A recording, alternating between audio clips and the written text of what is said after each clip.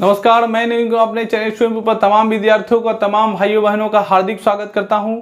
आज जो हम लोग आपके सामने वीडियो लेकर आए हैं वो आपको 4.2 का पार्ट 2 वीडियो मिलेगा। इससे पहले वाले वीडियो आप लोगों को मिला है, जिस वीडियो में आप सबको क्या मिला है 4.2 का क्वेश्चन नंबर 1 का पूरा सॉल्यूशन, 2 का क्या करना है वो मैंने आपको बता दिया था। आज हम लोग बिना समय गवाए हुए क्वेश्चन नंबर 3 के तरफ बढ़ेंगे और क्वेश्चन नंबर को मैं पहले समझाते रहा, उसके बाद फास्टली कैलकुलेशन कर दूंगा। क्वेश्चन नंबर 3 कहता है, अपने बुक में पढ़िए, मैं समझाने की कोशिश करता हूं कि जॉन और जीवती के पास कुल मिलाकर 45 कंचे। जॉन और जीवंती नाम का दो आदमी है जिसके पास 45 टोटल कंचा है। कंचा मतलब गोली। दोनों 5-5 कंचे खो देते, दोनों पांचों कंचा भुला दिया। उसके बाद पास बचे कंचों की संख्या का गुणनफल 124 है। तो हम जानना चाहें कि आरंभ में उनके पास कितना कंचा था। तो सबसे पहले आरंभ में कितना कंचा था उसके बनाने के लिए हम 3 नंबर सवाल लेते हैं, ऐसा हम लोग कह सकते हैं। और 3 नंबर सवाल क्या कहता है, ध्यान से देखिएगा। ये कहता है, मान लिया कि जॉन के पास कुल कंचों की संख्या x मान, तो जीवंती के पास कितना होगा बाबू? जीवंती के पास कंचों की संख्या बराबर जॉन के पास जितना कंचा था x था, और टोटल कंचा कितना है 45 को है, तो 45 में से 1 घटा देंगे, बचेगा सो जीवंती का होगा। कंचों की संख्या 45 माइनस x, 5-5 खो देने पर 5-5 कंचा खोने पर 5-5 जब कंचा जब खोएगा तो पहला जॉन के पास कितना होगा? पहले x था, 5 कंचा खो दिया तो x माइनस 5। जीवंती के पास कितना होगा बाबू? तो पहले 45 माइनस 1 था, अब 5 को खो दिया तो बचा 40 माइनस 1। अब प्रश्न से चलिएगा, प्रश्न से कहता है इस दोनों का गुणनफल जो देता है, उस दोनों का गुणनफल मतलब गुणनफल कितना दिया है, बचा कितना है गुणनफल? तो कहता है 124 है, बस 124। 5-5 खो देने के बाद जो संख्या बचता है वो दोनों गुणनफल कितना है 124। अब इसी का कैलकुलेशन के लिए आंसर आ जाएगा। 40 में 1 से गुना कीजिए 40x, x में 1 से गुना कीजिएगा माइनस x स्क्वायर, 5 में 40 से गुना कीजिएगा 200, माइनस माइनस प्लस 5x बराबर कितना होगा 124। ये माइनस x स्क्वायर यहाँ रहेगा, 40 को 5 को कितना लिखेंगे 45x लिखेंगे, माइनस 200 रहेगा, ये प्लस में है तेने कि नहीं बुला लीजिएगा, माइनस में तो 124 बराबर 0। Minus x square plus 45x, 200 में से 124 को घटा लीजिएगा तो 10 जुड़ जाएगा तो माइनस 324 बराबर 0। सब में से माइनस कॉमन निकाल लीजिए बउआ, तो x square minus 45x plus 324 equal to कितना हो जाएगा 0। अब मेरा काम है इसको फैक्टराइज करना, कि 2 ऐसा संख्या लेंगे जिसको क्या करेंगे घटाने पर या जोड़ने पर, तो जोड़ने पर मिलना चाहिए कितना 45 और गुना करने पर मिलना चाहिए 324। तो आप इसको फैक्टराइज करके अपना रिलेशन निकालोगे। मैं फास्टली कैलकुलेट कर देता हूं क्योंकि मुझे एक्सपीरियंस है। 36 प्लस 9, इसको जब तोड़ोगे तो 36 और 9 का 2 पेयर मिलेगा। 36 और 9 को जोड़ेंगे तो आ जाएगा कितना बाबू 45, x plus 324 equal to 0। X square minus 36x minus 9x plus कितना 324 इक्वल टू 0। इस दोनों में से क्या कौन मिलेगा x माइनस 36 मिलेगा। यहाँ से 9 कॉमन निकालोगे तो x माइनस कितना मिलेगा 36। x ये दोनों घटा लीजिए, दोनों का एक लंग लिखिए तो x माइनस 9 और x माइनस 36 इक्वल टू क्या हो जाएगा 0। एकाएक ही 0 के बराबर करोगे तो x बराबर मिलेगा 9 और x माइनस 36 को भी 0 के बराबर करोगे तो x बराबर कितना मिलेगा 36। तो अगर आप x का वैल्यू 36 लेते हो तो ऑलरेडी मतलब जॉन के पास 9 अगर लेते हो कंचे तो जीवंती के पास 36 आएगा। अगर x का वैल्यू अगर 6 लेते हो तो जीवंती के पास 9। ये दोनों वैल्यू आप ले सकते हो, वो आपके ऊपर डिपेंड करता है। तो आंसर होगा 36 और 9। इस प्रकार हम लोग पहला क्वेश्चन कंप्लीट कर लिए 3 का। अब आगे हम लोग बढ़ते हैं क्वेश्चन नंबर अगले के तरफ। स्क्रीनशॉट ले लिए हैं, देखिए आगे वाला सवाल क्या कहता है, पढ़िएगा। अगला जो सवाल कहता है, एक कुटीर उद्योग है। कुटीर उद्योग का मतलब होता है ऐसा उद्योग, थोड़ा लघु उद्योग का मतलब जो घर में चलता है, एक कंपनी, फैक्ट्री समझ सकते हैं। एक कुटीर उद्योग एक दिन में कुछ खिलौने बनाता है। कुछ खिलौने बनाता एक दिन में, हमको पता नहीं कितना खिलौना, लिख लेंगे।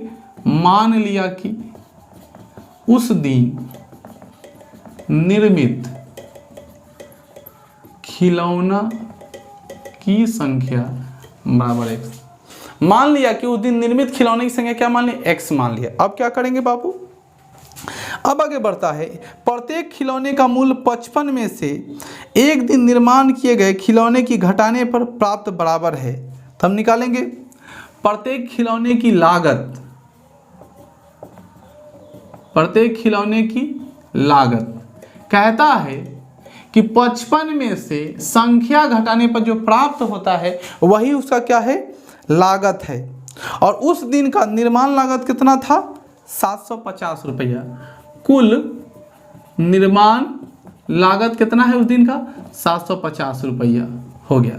इसलिए तुम ही बोलो बउआ, आपके पास x खिलौना है, एगो खिलौना का दाम 55 माइनस x है, और टोटल पैसा तुमको खर्चा हुआ क्या था ना, 750। तो दोनों को गुना करा देंगे।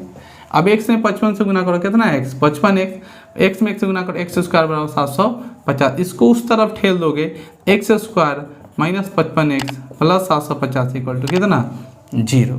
अब आपको ऐसा दो संख्या लेना है जिस दो संख्या को जोड़ने पर 55 मिलना चाहिए और गुना करने पर 750। मैं बोला इसको फैक्टराइज करोगे तो आपको मिलेगा 30 और 25 का पेयर। तो 30 और 25 को जोड़ोगे तो 55 होगा, और 30 में 25 से गुना करोगे तो 750 आ जाएगा। ये मैं अगला गुने पिछला का कंसेप्ट पीछे समझा चुका हूँ, इसलिए यहाँ पे मैं बड़ी फास्ट कैलकुलेशन करके निकलना चाहता हूँ।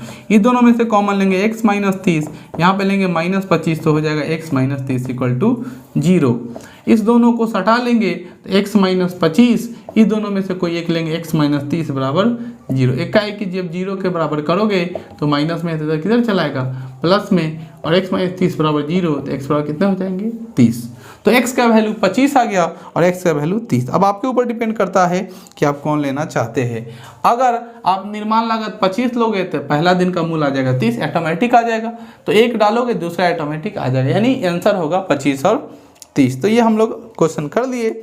इसके जस्ट हम अगले क्वेश्चन की तरफ बढ़ते हैं। आप इसका स्क्रीनशॉट ले लीजिए।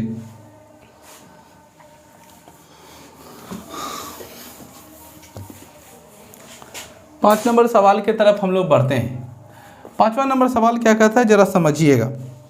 कहता है ऐसी दो संख्या ज्ञात कीजिए जिसका योगफल कितना हो, 27 हो और गुणनफल 182 हो। बउआ समझना, हमको कोई संख्या मिला नहीं है। ऐसी दो संख्या ज्ञात कीजिए जिसका योगफल कितना है, 27 है। तो लिखेंगे मान लिया कि पहली संख्या बराबर x और दूसरी संख्या बराबर y। प्रश्न से कहता है इस दोनों का योगफल, योगफल का मतलब होता है जोड़, कितना है, 27 है। तो बउआ रे अगर x निकालना चाहते हैं तो प्लस में तो कितने जाएगा, माइनस में, तो 27 माइनस y लिख सकते हैं। समीकरण कितना होगा, 1। फिर आगे बढ़िए, बोलता है गुणनफल 182। तो गुणनफल मतलब x और y को गुना करेंगे तो 182 होगा। अब इसके आगे क्या करेंगे, तो देखो x बराबर कितना है, 27 माइनस वाई। तो x की जगह पर हम लोग बैठा देंगे 27 माइनस वाई इंटू वाई बराबर कितना हो, 182। y में 27 से गुना करो 27y, y में y से गुना करो वाई स्क्वायर बराबर 182। अब क्या करेंगे, इसके जस्ट आगे जब हम इसको अरेंज करेंगे तो इसको वो बगल ठेल दीजिए, तो आएगा कितना बहु, वाई स्क्वायर माइनस 27y और फिर क्या आ जाएगा 182 इक्वल टू कितना हो जाएगा, 0। अब आपको क्या करना है, दो ऐसे संख्या लेने हैं जिसको घटाने पर मिलना चाहिए 27 और गुना करने पर कितना मिलना चाहिए, दो ऐसे संख्या लेना है जिसको घटाने पर मिलना चाहिए 27 और गुना करने पर, सॉरी जोड़ने पर मिलना चाहिए 27 और गुना करने पर कितना मिलना चाहिए, 182। तो देखो 14 और प्लस 13, 14 को जोड़ोगे तो 27 मिलेगा और 14 में 13 से गुना करोगे तो 182 आ जाएगा। मैं बोला इसको कैसे निकालते हैं, तो आपको मैं पीछे समझाया हूँ, आप अच्छे से समझिए। इसके आगे हम लोग क्या करेंगे, वाई स्क्वायर होगा, 14 में वाई से गुना करोगे तो कितना होगा 14y माइनस 13 में y से गुना करोगे 13y और प्लस 182 इक्वल टू कितना लिखोगे 0। अभी दोनों में क्या कौन मिला y मिला, तो y माइनस कितना लिखोगे 14, फिर लिखोगे -13 y minus 14 equal to 0, y minus 13 y minus 14 equals to 0। इकाई के 0 के बराबर करोगे तो y बराबर आ गया 13, y माइनस 14 बराबर 0, y बराबर आ गया 14। चूंकि दोनों पॉजिटिव वैल्यू है तो दोनों एक ही टाइम में आंसर लिया जा सकता है। अन्यथा आप अगर x का वैल्यू 13 लेते हैं तो y का वैल्यू 14 आएगा, y का वैल्यू अगर 14 लेते हैं तो x का वैल्यू 13, यानी पहली संख्या 13 भी हो सकता है, 14 भी हो सकता है, दूसरी संख्या 13 भी हो सकता है और 14 भी हो सकता है, क्योंकि ये क्लियर नहीं है। तो अगला क्वेश्चन की तरफ बढ़ते हैं, आप इसका एक स्क्रीनशॉट ले लीजिए। अगला क्वेश्चन की तरफ हम लोग बढ़ते हैं और इसका जो अगला जो सवाल है स्क्रीनशॉट ले लिए। चलिए अगला जो क्वेश्चन है इसका एक समकोण त्रिभुज से रिलेटेड है। उस क्वेश्चन को देखिएगा जरा अच्छे से। कहता है कि आपके पास एक समकोण त्रिभुज है, तो मान लीजिए आपके पास एक समकोण त्रिभुज है, इस तरह का समकोण त्रिभुज आपको पता है, ए ले लिए, बी ले लिए और सी ले लिए। समकोण त्रिभुज में त्रिभुज की ऊंचाई इसके आधार से 7 कम है, त्रिभुज की ऊंचाई इसकी आधार से 7 कम है।